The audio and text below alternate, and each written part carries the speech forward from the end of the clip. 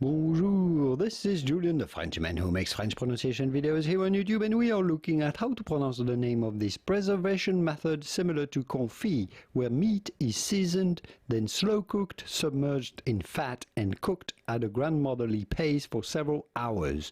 The meat is shredded and packed into sterile containers covered in fat, making for a preparation that is used just like a pâté from traditional French cuisine.